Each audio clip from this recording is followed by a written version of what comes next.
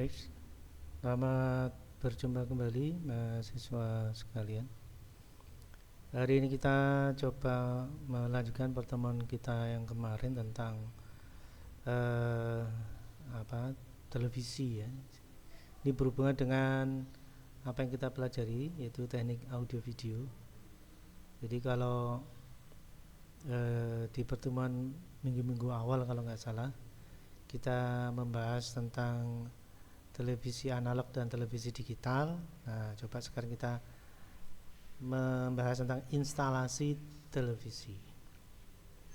Nah, ini berbagai produk di masyarakat tentang hal yang berhubungan dengan televisi ya, sehingga kita perlu mengetahui apa yang saja yang perlu kita pahami yang sedang berkembang di masyarakat. Baik, kita coba langsung ke materi aja.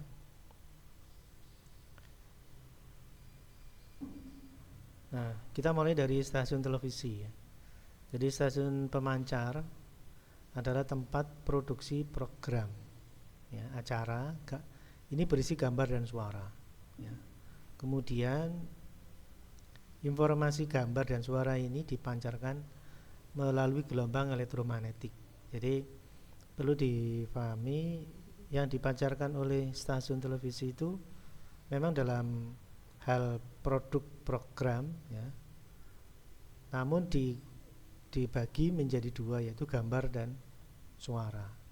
Jadi apapun produksi program yang dibuat itu diurai menjadi gambar dan suara, dan dua komponen inilah yang dipancarkan melalui gelombang elektromagnetik.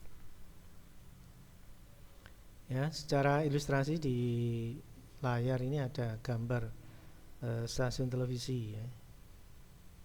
Jadi stasiun televisi, nah gambar dan suara itu dipancarkan. Cuman karena masyarakat itu ada yang jauh, ada yang dekat ya. Bisa dibayangkan kalau stasiun program acara ini ada di Jakarta, bagaimana bisa di Semarang misalkan. Nah, maka diperlukan satelit ya untuk dipantulkan ke wilayah yang lain ya. Salah satunya Semarang. Ini aja masih dalam satu pulau Jawa. Kalau sampai pulau di Indonesia yang lain ya, Sumatera, Kalimantan, Sulawesi, Irian ya. Nah, ini tentunya dipantulkan seperti ini ya, pantulkan seperti ini. Dari Jakarta diarahkan ke satelit, dari satelit diarahkan ke wilayah-wilayah yang lain. Nah, wilayah yang lain ini disebut stasiun relay. Ya, jadi stasiun relay adalah tempat menerima gelombang elektromagnetik dari stasiun pemancar stasiun televisi yang membuat program ya.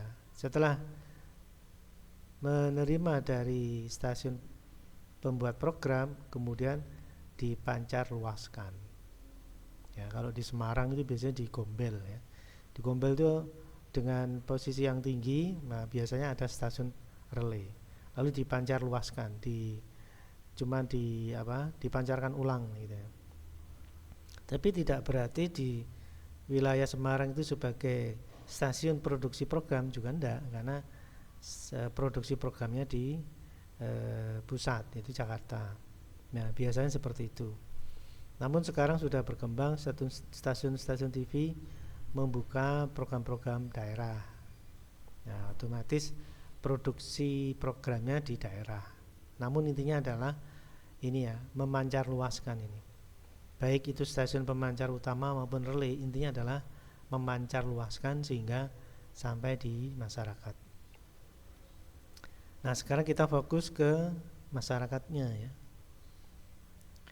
Nah, di masyarakat kita kadang-kadang tidak tahu alamat atau channel ya. Nah, biasanya kalau di masyarakat itu lebih umum radio ya. Radio itu biasa AM misalkan atau FM. Kita tahu stasiun radio A channel atau frekuensinya di sekian, itu tahu. Tapi kalau televisi ini beda ya, biasanya langsung di auto tuning langsung dapat stasiun-stasiun TV yang ada di Indonesia ya. Ya, jadi kalau radio kita tuningnya manual, dicari di gelombang yang kita dapati itu suara ya, kita dapati itu siarannya. Nah kalau televisi yang lama itu kita tuning manual, dicari satu-satu. Tapi televisi sekarang sudah otomatis dalam TV ada menu auto tuning, itu sudah nyari langsung ya, mulai dari channel pada frekuensi rendah sampai channel pada frekuensi tinggi. Nah itu ya. Nah kemudian dari channel-channel inilah kita bisa menerima siaran atau kita bisa melihat program ya, program TV.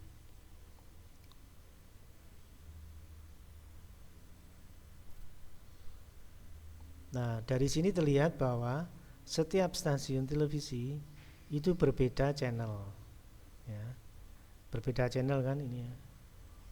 Nah memang dengan harapan tidak terjadi interferensi, jadi tidak boleh satu channel dipakai dua stasiun TV, itu tidak boleh ya. Jadi satu channel ya, misalkan ini TV 7 sama TV 1 atau TV 7 atau ini Trans TV ya. Trans TV sama TV 7 ini mungkin satu perusahaan mungkin ya. Karena satu perusahaan satu channel juga nggak bisa ya. Anda lihat di sini Trans TV channelnya 29 UHF, frekuensinya 535,25 MHz. Kemudian TV 7 ya. Ini channelnya beda lagi, 49 UHF, frekuensi pancarnya ya 695,25 MHz ya. Jadi beda stasiun, beda channel. Nah, TV itu menangkap channel-channel ini. Dan ini enggak mudah ya, tidak mudah. Karena ini ada di udara, enggak kelihatan ya. Dan sangat terpengaruh dengan kontur bumi ya. Jadi geografis bumi itu sangat berpengaruh. Di tempat perbukitan mungkin ini enggak semua bisa ketangkep ya, ada beberapa yang bisa ketangkep dengan baik, ada yang enggak ya. Nah ini memang kita berlomba-lomba nyari semua channel-channel ini sehingga bisa nonton semua program, semua stasiun TV dengan berbagai program yang mereka tawarkan dengan baik ya. Nah ini menjadi tantangan sendiri karena ini ada di udara yang mesti kita tangkap dengan antena ya. Nah, sekarang kita jadi paham ya, TV di rumah itu nangkep semua channel ini dengan segala kondisi geografis yang mempengaruhi ya. Nah ini mesti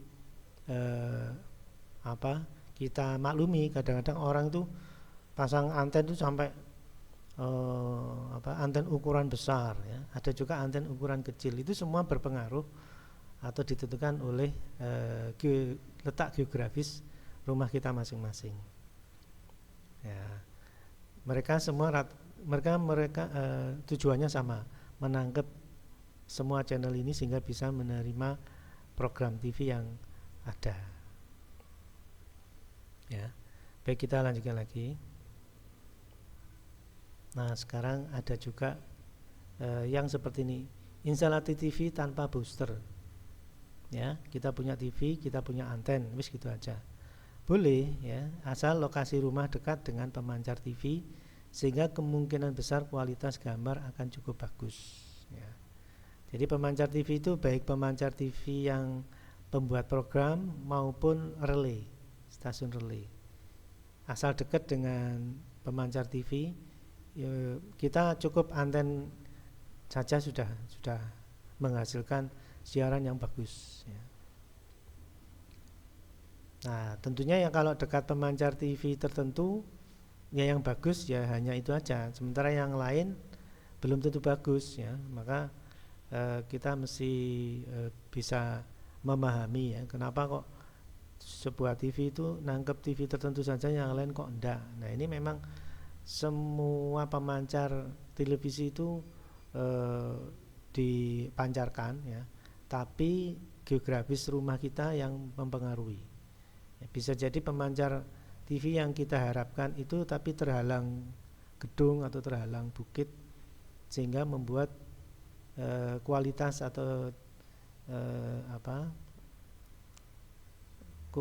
kualitas sinyal pancar dari stasiun TV ke rumah kita menjadi kurang bagus ya, karena terhalang bukit atau mungkin terhalang gedung ya. Tapi kalau dekat ya kita cukup pakai anten dan TV gitu aja, itu sudah bagus ya, sudah bagus. Nah, kita lanjutkan lagi. Nah, bagaimana kalau misalkan kita instalasi tanpa booster ya, ini ya, menggunakan antena tanpa booster menyebabkan penerimaan kurang maksimal. Tapi ada stasiun TV lain yang kurang bagus ya. Untuk beberapa stasiun TV yang berjarak cukup jauh dari tempat rumah kita, sinyalnya kurang bagus ya. Seperti ini gambarnya nggak jelas ya. Ini berarti sinyalnya lemah, sehingga televisi kita nggak mampu menampilkan dalam bentuk gambar dan suara ya. Tadi yang saya jelaskan di awal, acara itu, sebuah acara televisi itu dibagi menjadi gambar dan suara ya. Nah, bisa jadi kalau sinyalnya kurang bagus, gambar dan suaranya juga kurang bagus ya. Contohnya seperti ini gambarnya kurang bagus ya, mungkin suaranya juga kurang jelas juga ya, karena posisi rumah kita jauh dari pemancar, atau posisi rumah kita terhalang gedung atau terhalang bukit ya. Terus bagaimana untuk hal semacam ini? Nah, kita bisa menggunakan instalasi TV menambah booster. Nah, baru kita menambah booster. Jadi televisi itu enggak selalu pakai booster, tapi kalau memang sinyalnya kurang bagus ya baru kita pakai booster ya. Lokasi rumah yang jauh dengan pemancar TV maka diperlukan booster agar kualitas gambar menjadi lebih bagus ya. Jadi di sini anten seperti tadi, kemudian ada booster, kemudian ada TV. Nah, sekarang karena topik kita ada instalasi, kita pelajari sekarang ya.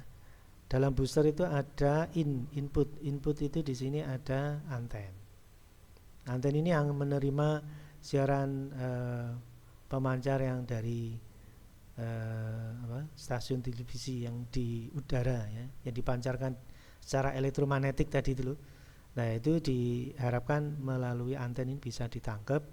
Kemudian pakai booster, namanya juga booster, dia memperkuat ya, menguatkan sinyal yang lemah tadi. Setelah dikuatkan, lalu masuk ke ini sebenarnya power supply-nya booster ya, tapi sinyalnya bisa dilewatkan ke power supply lalu masuk ke TV ya. Jadi sinyal yang lemah dari udara ditangkap di anten, itu dikuatkan oleh booster. Booster menguatkan sinyal televisi menjadi sinyal yang cukup bagus, baru bisa dihubungkan ke komputer dan dihubungkan ke televisi, sehingga kualitas gambar di televisi menjadi bagus ya. Lalu di sini ada kriteria, ini 15 sampai 30. Itu kalau sinyalnya yang ditampilkan di televisi bagus. Tapi kalau dengan panjang sekian meter, sinyal yang diterima TV dan ditampilkan kok kurang bagus, maka ini jangan terlalu panjang ya, kurang lebih 1 meter ya. 1 sampai 1,5 meter saja ya, sehingga boosternya ditaruh di dekat anten ya, di atas. Baru yang bawah yang panjang ya, 15 sampai 30 masuk ke TV ya. Jadi kabel antara anten dan booster jangan terlalu panjang kalau sinyalnya kurang bagus ya. Tapi kalau sinyalnya bagus, tidak apa-apa, anten cukup di luar, barang elektronik booster dan power ini di dalam rumah aja supaya nggak kehujanan. Tapi ini menjadi pilihan dan indikatornya adalah sinyal yang ditampilkan di TV bagus enggak. Kalau bagus, oke lah, booster sama power supply-nya booster di dalam rumah. Tapi kalau sinyal lemah sehingga gambarnya jelek, maka booster ini didekatkan dengan anten di atas rumah ya. Nah, ini menjadi pilihan kapan booster itu ditaruh di dalam dan kapan ditaruh di atas ya.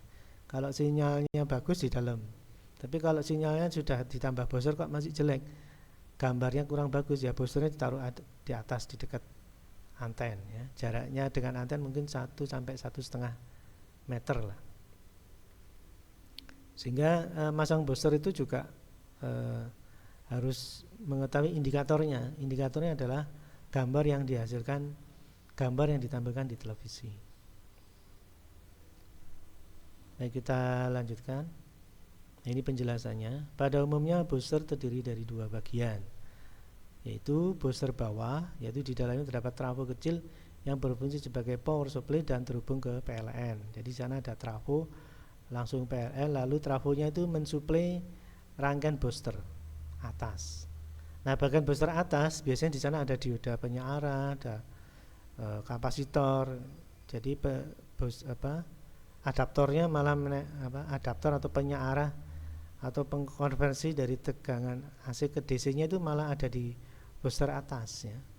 Di sana ada dioda dan kapasitor.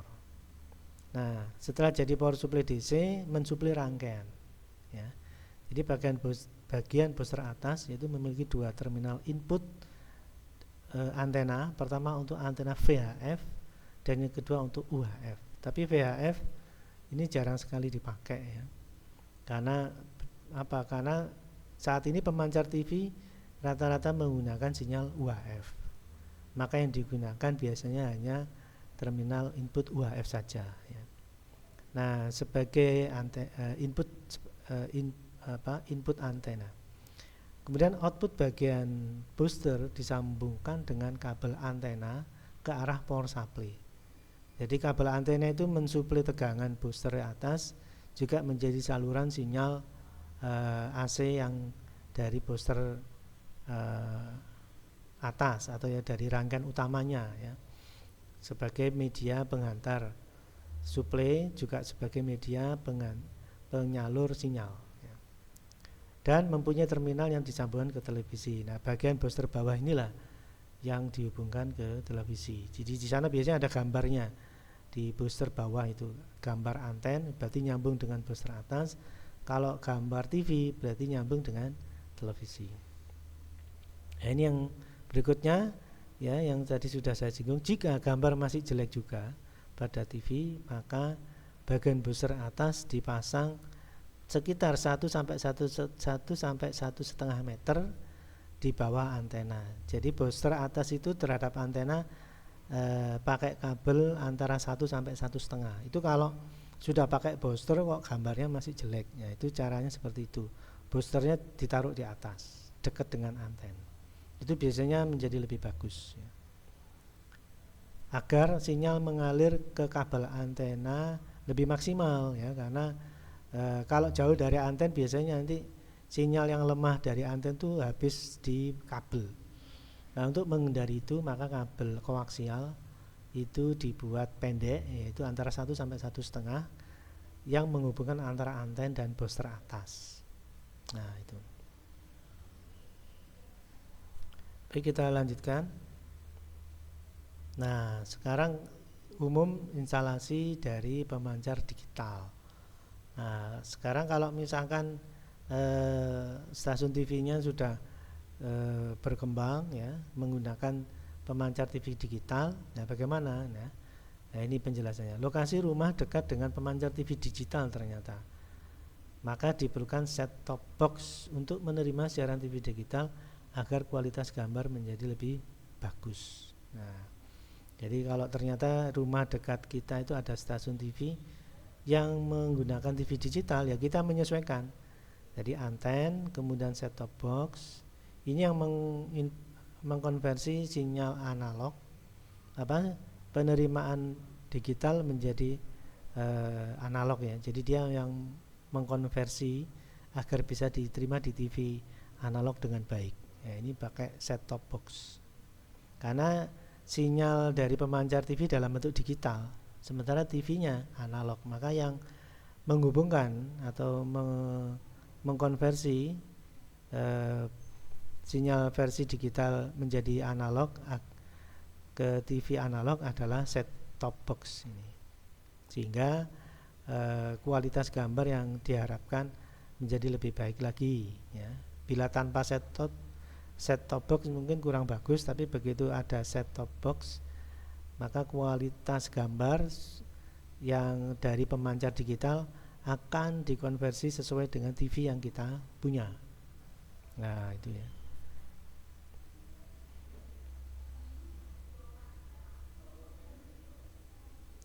Nah, kalau misalkan ini nggak pakai, ya mungkin sinyalnya kurang bagus ya, karena sistem pancarnya sudah berbeda. Nah, tapi apabila televisi kita sudah mampu menerima TV digital, ya tentunya hanya cukup anten dan TV saja. Tapi yang saya tampilkan gambar ini adalah televisinya masih analog, tapi stasiun TV yang di dekat dia sudah digital. Maka agar televisi analog ini bisa menerima siaran TV digital, maka pakailah alat konversi TV atau alat yang mampu menerjemahkan siaran TV digital, yaitu set top box ini ya. Dan instalasinya dari anten ke input in dari set top box, lalu outputnya ya itu masuk ke anten. Lalu set top box ini juga mengeluarkan audio video out ya. Maka televisi kita yang ada audio video in sebagai sambungannya atau sebagai pasangannya ya. Jadi audio video out dihubungkan ke audio video in, lalu antena out dihubungkan ke antena in pada televisi analog. Nah, ini instalasi TV dari pemancar digital. Jadi jangan sampai kita tidak paham kenapa harus pakai set top box gitu. Apakah jadi gini, kapan kita pakai set top box? Ya saat televisi kita analog menangkap siaran digital. Tapi kalau TV kita sudah televisi digital, ya berarti nggak perlu set top box ya, nggak perlu, karena televisi kita sudah merupakan televisi digital. Baik, kita lanjutkan lagi. Ini penjelasannya, cara kerja TV digital ya. Sementara pada TV digital, pihak penyedia menara pemancar TV digital mengganti teknologi yang digunakan untuk memancarkan siaran. Ya, jadi untuk TV digital itu khusus pemancar digital. Ya, jadi kalau pemancar digital ya TV-nya harus digital, karena sistem pengiriman sinyal lewat elektromagnetiknya itu, sinyal lewat elektromagnetiknya di udara itu sudah beda. Maka kalau TV digital, kalau pemancar TV digital ya harus menggunakan TV digital. Kalau kita hanya punya TV analog, maka kita butuh set top box tadi gitu. Jadi kita mesti paham kapan kita menggunakan set top box ya. Berikutnya, di Indonesia standar teknologi modulasi TV digital yang digunakan adalah DVB T2. Nah, TV penerima ini harus mensupport DVB T2 ini ya, harus menggunakan teknologi demodulasi atau penterjemah gambar dan suara dengan teknologi modulasi DVB T2 juga ya. Kalau enggak sama, maka kualitas gambar dan suara pasti akan kurang bagus ya. Yang mana penerima itu harus memiliki chip DVB T2 pula ya, untuk menambahkan siaran dalam format gambar vertikal dan horizontal dengan bagus ya. Kalau bagus, kalau kita siapkan konsepnya ya, jadi pemancar TV digital, maka kita siapkan TV box TV set box untuk bisa dilihat gambar dan suara oleh pengguna atau oleh kita dengan bagus ya. Namun kalau televisi kita sudah support TV digital ya, kita langsung menerima TV digital itu dengan tanpa set top box-nya gitu ya. Nah, jadi kapan kita pakai set top box dan kapan enggak gitu ditentukan oleh TV kita masih analog atau sudah digital. Kalau masih analog ya berarti kita butuh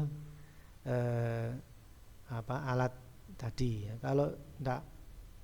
Kalau TV kita sudah TV digital ya kita nggak perlu ya. Baik, kita lanjutkan lagi. Nah, sekarang ini adalah solusi ya istilahnya. Kalau kita punya masalah seperti tadi TV analog anten tanpa booster kurang bagus ya. Lalu kita sudah pakai booster ya, anten booster, kemudian TV masih kurang bagus juga. Kita sudah menyiapkan top set box ya untuk menerima siaran TV digital. Masih kurang bagus pula. Sudah ini ya. Kita pasang parabola aja. Ya, jadi lokasi rumah yang sangat jauh dengan pemancar TV maka diperlukan parabola dan receiver ini ya. Ini parabola, ini receivernya agar bisa menerima siaran nasional dan internasional. Nah, tidak hanya siaran di Indonesia, bahkan siaran dari luar negeri pun bisa. Nah, sudah ini solusi paling akhir ini kalau misalkan kita sudah mencoba mulai dari awal yang tadi instalasi TV antena, instalasi TV dengan booster, instalasi TV dengan perangkat top set box tetap nggak bagus juga ya sudah. Terakhir adalah instalasi TV dengan parabola. Ya memang ini jadi biaya lebih ya karena ada biaya untuk berlangganan siaran TV kabel ini. Ya, jadi kita akan dipasang oleh penyedia TV kabelnya akan dikasih atau dipinjemi parabola sama receiver. Nanti setiap bulan kita dikenai cas karena kita menggunakan infrastruktur mereka ya. Setiap bulan akan dikenai biaya sesuai jumlah channel biasanya. Kalau channelnya sedikit mungkin biaya per bulannya sedikit, tapi channelnya banyak ya berarti biaya per bulannya juga banyak atau mahal ya. Mahal murahnya itu tergantung jumlah channel yang kita pilih ya.